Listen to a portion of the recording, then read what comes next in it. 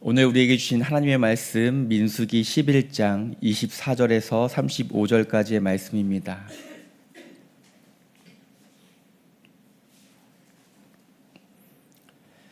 민수기 11장 24절부터 35절까지의 말씀 제가 봉독해 드리겠습니다.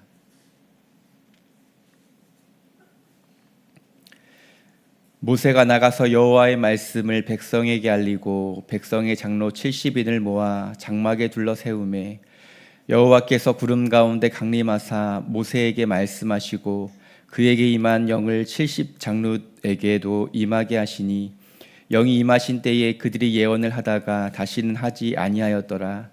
그 기명된 자 중 엘다디라 하는 자와 메다디라 하는 자 두 사람이 진영에 머물고 장막에 나아가지 아니하였으나 그들에게도 영이 임하였으므로 진영에서 예언한지라. 한 소년이 달려와서 모세에게 전하여 이르되 엘닷과 메닷이 진중에서 예언하나이다 하매 택한 자 중 한 사람 곧 모세를 섬기는 눈의 아들 여호수아가 말하여 이르되 내 주 모세여 그들을 말리소서. 모세가 그에게 이르되 내가 나를 두고 쉬게 하느냐. 여호와께서 그의 영을 그의 모든 백성에게 주사 다 선지자가 되게 하시기를 원하노라. 모세와 이스라엘 장로들이 진중으로 돌아왔더라. 바람이 여호와에게서 나와 바다에서부터 메추라기를 모아 진영 곁 이쪽 저쪽 곧 진영 사방으로 각기 하루길 되는 지면 위 2규빗쯤에 내리게 한지라. 백성이 일어나 그날 종일 종야와 그 이튿날 종일토록 메추라기를 모으니 적게 모은 자도 10호멜이라. 그들이 자기들을 위하여 진영 사면에 펴 두었더라. 고기가 아직 이 사이에 있어 씹히기 전에 여호와께서 백성에게 대하여 진노하사 심히 큰 재앙으로 치셨으므로 그곳 이름을 기브롯 핫다 아와라 불렀으니 욕심을 낸 백성을 거기 장사함이었더라. 백성이 기브롯 핫다 아와에서 행진하여 하세롤에 이르러 거기 거하니라. 아멘. 할렐루야. 새벽을 깨우고 말씀과 기도의 자리로 나오신 성도님들을 환영합니다. 이번 주 월요일부터 계속해서 민수기 11장 말씀을 묵상하고 있습니다. 오늘로 민수기 11장 말씀을 정리하도록 하겠습니다.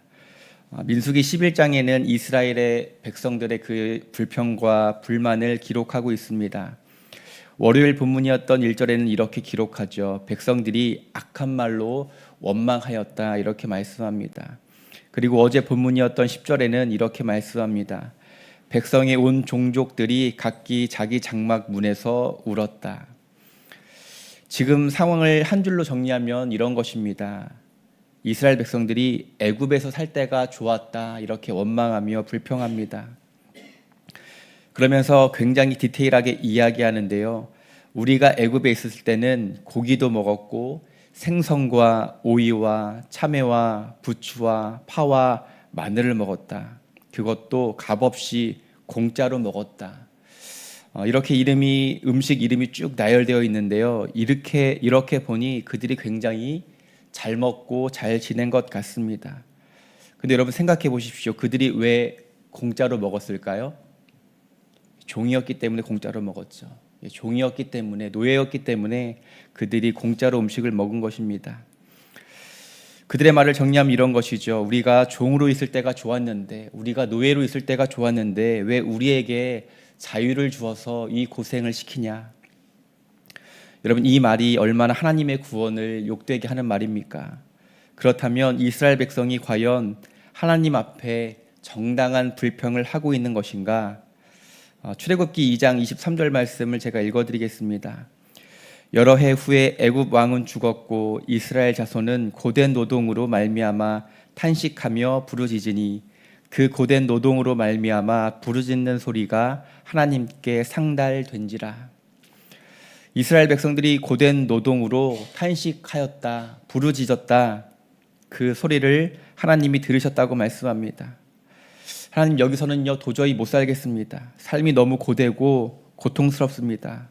저를 좀 도와주십시오. 구원해 주십시오.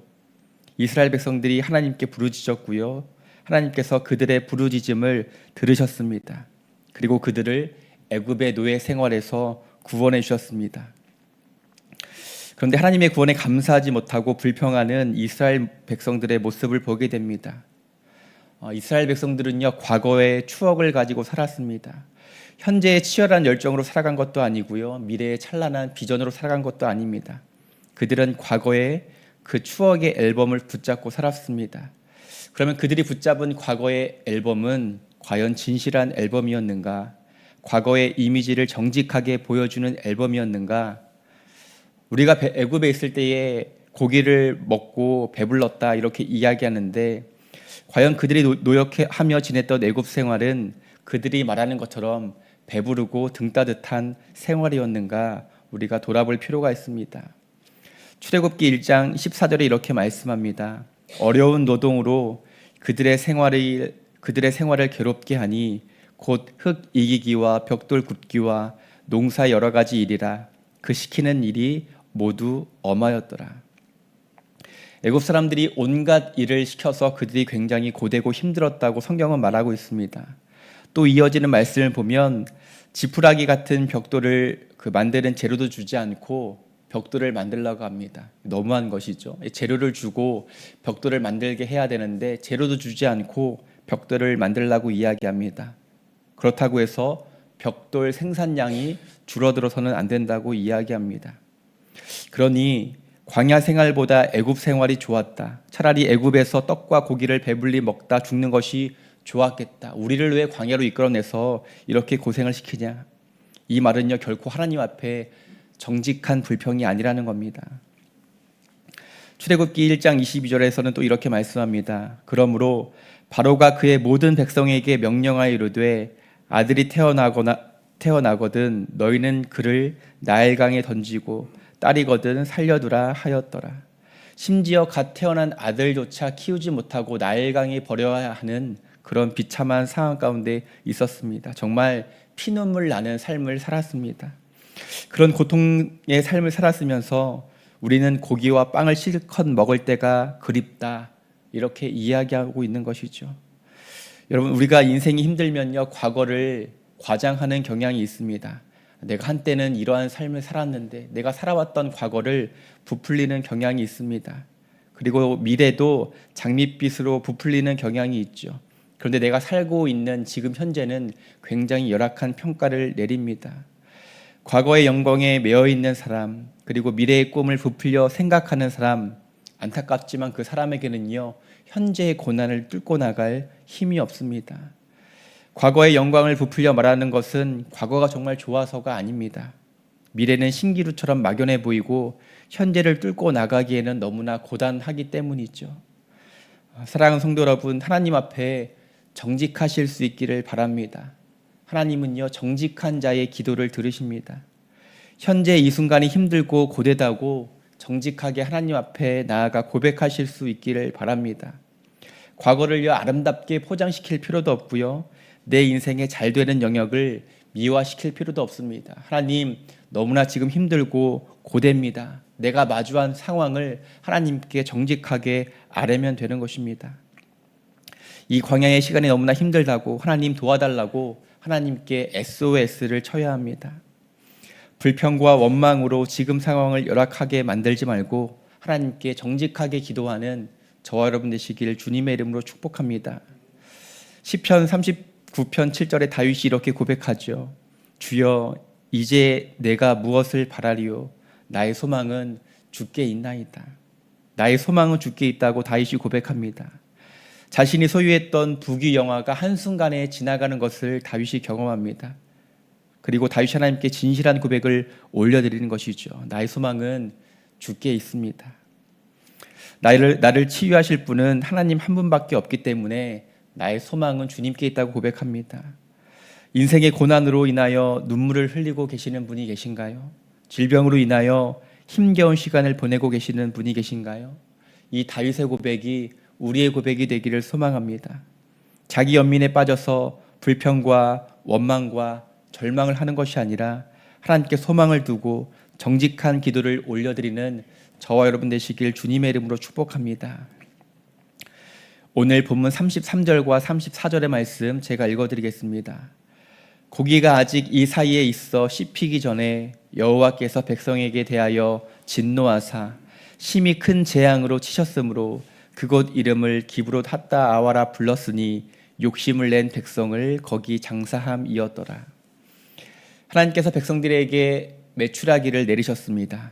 그런데요, 메추라기와 재앙을 함께 내리셨습니다. 성경은 그들의 불평 불만이 합당한 요구가 아니라 탐욕이었다 이렇게 기록합니다. 문제는 이 탐욕과 불평이 악한 말로 하나님을 원망하는 데 나아갔다는 것이 문제입니다. 34절의 기브롯 핫다 아와는 탐욕의 무덤이라는 뜻입니다. 탐욕의 무덤. 그들의 탐욕이 무덤이 되었습니다. 하나님께서 그들의 요구를 들어주셨지만 진노하셔서 그에 따른 징계를 내리셨습니다. 오늘 말씀이 우리에게 주는 교훈은요, 분명합니다. 야고보서 1장 15절에 이렇게 말씀하죠. 욕심이 잉태한즉 죄를 낳고 죄가 장성한즉 사망을 낳으니라. 욕심이 잉태하면 죄를 낳는다고 하는데 그렇다면 이 죄는 무엇인가? 골로새서 3장 5절에 이렇게 말씀합니다. 그러므로 땅에 있는 지체를 죽이라. 곧 음란과 부정과 사욕과 악한 정욕과 탐심이니 탐심은 우상 숭배니라. 여러분, 탐심은요 곧 우상 숭배다 이렇게 말씀합니다.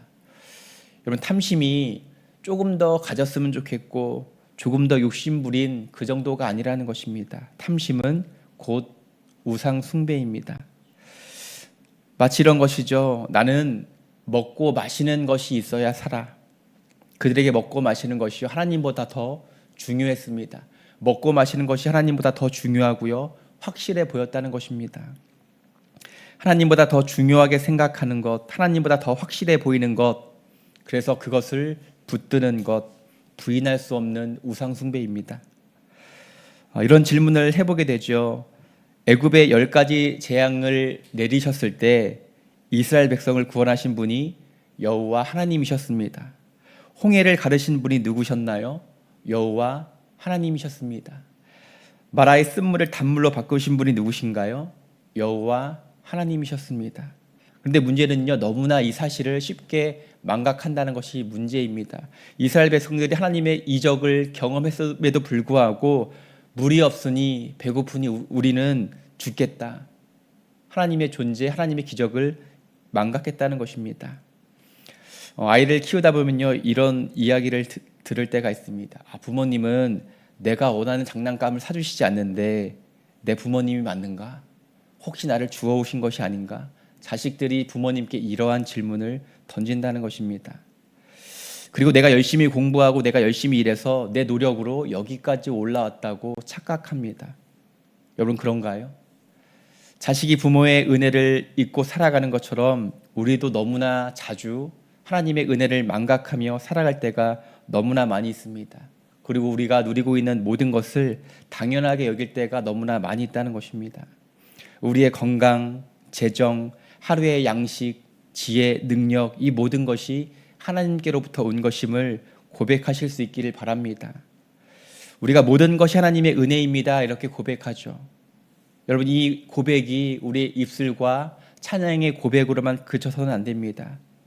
우리의 모든 것이 하나님의 은혜입니다. 우리의 입술을 넘어서 삶의 진실한 고백이 되어야 할 줄로 믿습니다. 이스라엘이 애굽에 들어갈 때에 그들은 가난한 유목민족에 불과했습니다. 그런데 그러한 민족을 거대한 민족으로 키우신 분이 누구신가요? 하나님이십니다. 우리는 광야와 같은 세상에서 하나님이 공급해 주시는 만나와 메추라기를 통하여 살아갑니다. 하나님께서 메추라기를 내려주셨는데 뒤로 가보면요, 그들이 이제 만나와 메추라기도 지겹다고 합니다. 그런데 우리의 모습도 이스라엘 백성들과 크게 다르지 않습니다. 하나님께서 우리에게 공급해 주신 것들에 대해서 감사하지 않고요, 내가 가지지 못한 것들에 대해서 불평합니다. 왜 나의 인생에는 일용할 양식 외에 먹고 남을 만한 충분한 양식, 잉여 자본을 왜 허락해 주시지 않습니까? 왜 넉넉하게 주시지 않습니까? 왜 물질의 축복을 허락하시지 않습니까? 이렇게 불평할 때가 너무나 많다는 것이죠. 여러분, 기억하십시오. 하나님은요, 우리의 필요를 채워주시는 분이십니다. 우리의 필요를 채워주시는 분이시지만 우리의 욕심을 채워주시는 분은 아니라는 것이죠. 내 욕심을 채워주시지 않는 하나님을 원망하지 마시고요. 나의 필요를 채우시는 하나님께 감사하실 수 있기를 바랍니다. 나의 필요를 채우시고 공급하시는 선한 하나님을 찬양하실 수 있기를 바랍니다. 하나님께서 우리의 일용할 양식, 우리의 필요를 채워주시는 줄로 믿습니다. 우리는 과연 선한 공급자 되시는 하나님을 인정하며 감사하고 있는가? 감사보다 욕심이 앞서면 우리의 인생은 위기입니다. 창조주 하나님을 인정하는 것이 피조물인 인간의 마땅한 도리인 줄로 믿습니다. 우리의 필요를 채우시고 공급하시는 하나님, 그러나 욕심은 절제할 수 있도록 도우시는 하나님, 그 좋으신 하나님이 우리의 아버지 되시는 줄로 믿습니다. 말씀을 정리하겠습니다. 사순절 기간에 청년들과 함께 묵상집을 나누며 은혜를 나누고 있는데요. 그 묵상집 중에 이런 내용이 있었습니다. 감사하지 않는 것. 감사하지 않는 것을 이렇게 소개하고 있더라고요. 감사하지 않는 것은 받을 권리만 주장하는 죄이다. 감사하지 않는 것은 내가 받을 권리만 주장하는 죄이다. 여러분, 감사는요, 신앙의 표지인 줄로 믿습니다. 항상 기뻐하고 쉬지 말고 기도하고 범사에 감사하는 삶이 우리를 향한 하나님의 뜻입니다. 자격 없는 자에게 베풀어 주신 은혜를 받았음에도 불구하고 은혜를 당연히 여기고 아무것도 받지 못한 것처럼 여기는 것, 그러므로 감사하지 않는 것은 정확하게 불신앙입니다. 나의 입술과 삶에 하나님의 은혜는 당연히 여기며 불평, 불만이 가득 차 있지는 않은가? 불평, 불만의 자리를 떠나 탐욕의 자리를 떠나 은혜의 자리로 나아가는 저와 여러분 되시기를 축복합니다. 예수님이 계신 곳에는요, 불평하는 자들이 있었습니다. 예수님을 공경에 빠뜨리려는 모함도 있었고요. 제자들 사이에 불평과 시기와 질투의 소리가 있었습니다. 그래서 예수님은요, 때마다 한적한 곳으로 가셔서 혼자만의 시간을 가지셨습니다. 불평이 많은 사람들, 수군거리는 무리를 떠나서 하나님과 깊이 만날 수 있는 곳으로 그 자리를 옮기셨습니다. 그리고 하나님께 기도하셨죠. 하나님의 뜻을 구하고 하나님의 뜻을 신뢰하며 하나님께 감사하셨던 예수님의 모습을 묵상하게 됩니다. 여러분, 우리 안에 있는 불평은요, 언제든지 탐욕이라는 우상 숭배로 이어질 수 있습니다. 그렇기 때문에 우리가 늘 경계해야 하는 것이죠. 그리고 하나님께서 우리의 선한 공급자가 되어주심을 늘 기억하고 감사해야 합니다. 하나님 앞에서 감사하며 그 능력을 힘입어 기쁨으로 살아가는 저와 여러분 되시길 주님의 이름으로 축복합니다. 사순절 기간은요, 십자가를 묵상하는 기간입니다. 십자가는 우리를 향한 하나님의 다함없는 사랑이요, 또한 은혜의 선물인 줄로 믿습니다. 십자가를 깊이 묵상하고 내게 베풀어 주신 은혜를 기억하며 온전한 감사가 회복되는 사순절 되시기를 주님의 이름으로 간절히 축복합니다. 오늘 말씀 기억하며 기도하도록 하겠습니다. 사랑하는 주님, 하늘로부터 양식을 내려주신 하나님께서 예수 그리스도를 생명의 양식으로 우리에게 허락하여 주심에 감사합니다. 우리가 참 생명을 회복하도록 아들까지 내어주신 그 사랑과 은혜를 깨닫게 하여 주시옵소서. 인생의 고난을 마주할 때에 하나님을 원망하고 자기의 삶을 저주하는 것이 아니라 정직하게 나의 상황을 하나님께 아뢰일 수 있도록 인도하여 주옵소서.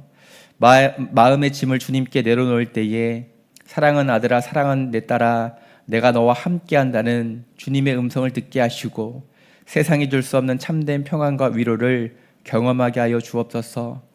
우리 안에 여전히 하나님을 신뢰하지 못하는 죄성이 있습니다. 불평의 자리를 떠나서 감사의 자리로 나아가게 하시고 하나님을 신뢰하며 다시금 일어설 수 있는 힘과 능력을 더하여 주옵소서. 우리의 선한 공급자가 되시는 하나님께 감사하며 늘 찬송하는 복된 인생 되게 하여 주시옵소서. 나라와 민족을 위하여 기도합니다. 국가적으로 혼란한 시기를 보내고 있습니다. 이 나라를 긍휼히 여겨 주시옵소서. 하나님께서 친히 다스리시고 주관하시고 인도하여 주시옵소서. 하나님이 주시는 평화가 이 땅 가운데 임하게 하여 주시고 정치와 경제, 사회, 문화, 교육, 외교, 안보 모든 영역이 안정되게 하여 주시옵소서. 교회를 위하여 기도합니다. 수표교회를 축복하여 주셔서 주님의 대위임령에 순종하는 교회가 되게 하여 주시옵소서. 선교적 사명을 감당하는 교회가 되기를 원합니다. 하나님 앞에 늘 겸손하게 하시고 하늘의 지혜를 허락하여 주셔서 하나님 나라를 위하여 귀하게 쓰임받는 교회 되게 하여 주옵소서. 연로하신 성도님들과 또한 환우분들을 위하여 기도합니다. 육신과 마음의 질병으로 고통받는 이들을 기억하여 주시고 찾아가 주옵소서.